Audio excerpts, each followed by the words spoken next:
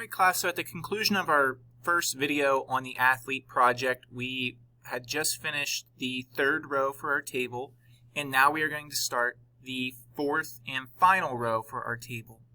Okay, so we're going to click to the right of our closing TR tag. We're going to hit enter one time, and we're going to insert another table row. Okay, we'll do another set of TD tags. This will be award number 3. Okay, team captain. Okay, that might be an example. Come down, another set of TD tags. Maybe they did this in 2015. And another TD tag, and they were 27 at that point. All right. So this is what we needed to create our table. Let's save it, run it. All right. Go to our athlete page. Okay, and we can see that the information that we've added to our table is down here. Now, it doesn't look like a table yet, but we're going to fix that here in a second. So you need to have this information. If you're missing anything on your page so far, go back in the videos and rewatch the part that you missed. Okay, so let's go back to Canvas. Okay, now we've added the table, and it says review the rubric below to see details. Okay, so let's go through the rubric down here. Okay, number 1, add a new web page to the All About Me project called athlete.html. We've done that, so check. Okay, basic tags to create the new page. We get a ½ point for each of those. Okay, we have all of our basic tags, so check. Have a 4-row, 3-column, or 3-row, 4-column table plus a heading row about their accomplishments. We have that. Good. Okay, include all correct table tag codes. We have all that. Okay, we have a heading, so we're good there. We have an image. We're good there. You should have 3 paragraphs, so you're good there. No inline style using the style tag. We don't have that, so we're good there. Okay, now this one here, body background color using CSS style code. We do not have that, so we need to add that in order to earn the 2 points that are assigned to it. Okay, so we come back into our All About Me. All right, and this is where I said we were going to keep our style tags in between our head tags, and we were going to come back to it later. So inside of here, what you need to type to get that body background color is the word body, then a curly bracket. After you put in the curly bracket, immediately hit enter. And the closing curly bracket will be put in for us by CodeHS. Now the curly bracket is beside the letter P on your keyboard. Okay, it's to the right of it. You have to hold the shift key while you hit the key to the right of the letter P on your keyboard. Okay, it's called a curly bracket. Okay, so inside the curly brackets, what you're going to type is background dash color colon, okay, and after the colon, you can make it whatever color you would like it to be. Okay, for me, maybe I'm just going to make it orange. Okay, but you don't have to do that. You can choose whatever color you like.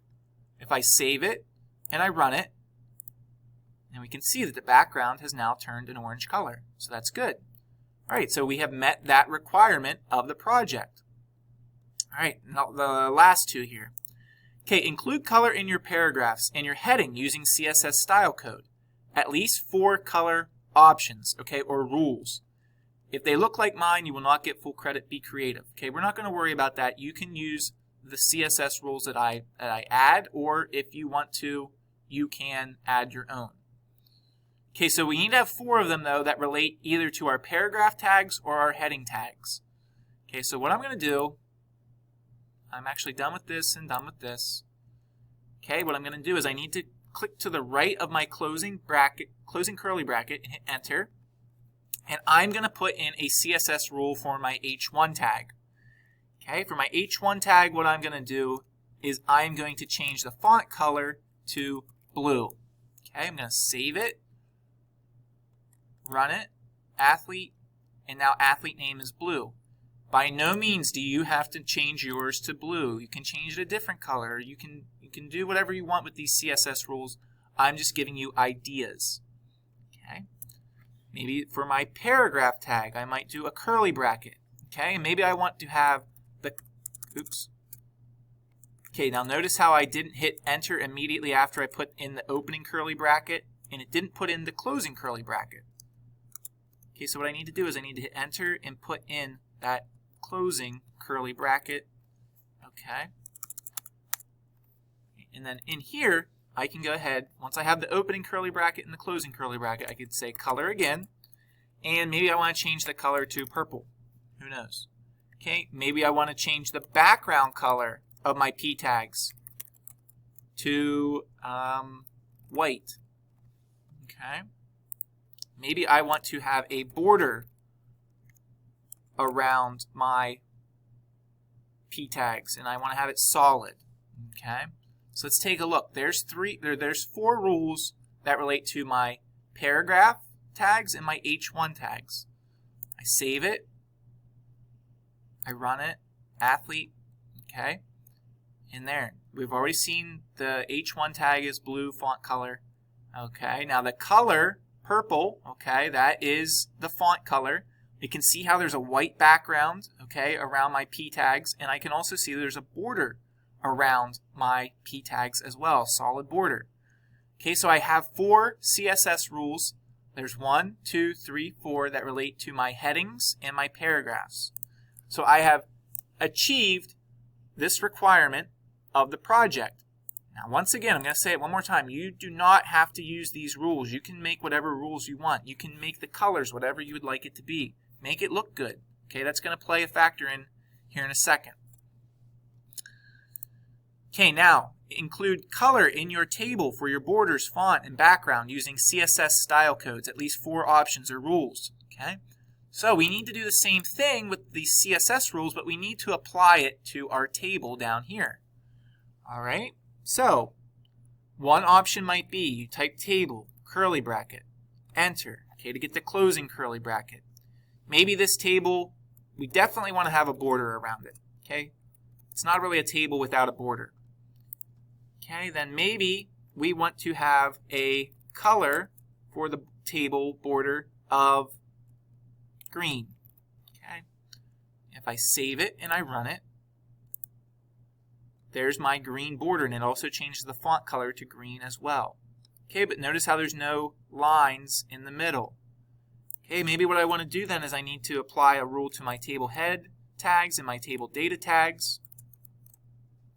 Maybe there I want to do border of maybe dashed. Okay, dashed border. Maybe the color here I want to do as pink.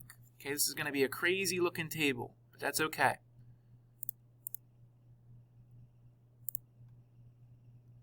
Okay, now see how it changed it. It changed the color of the font to pink, okay, and it added these dashed lines around it. These are just examples of different rules that you can add to your page. I don't really like the dashed. I'm going to make it solid, and the pink is really tough to read on the orange background, so maybe I go with a darker color, maybe like a brown.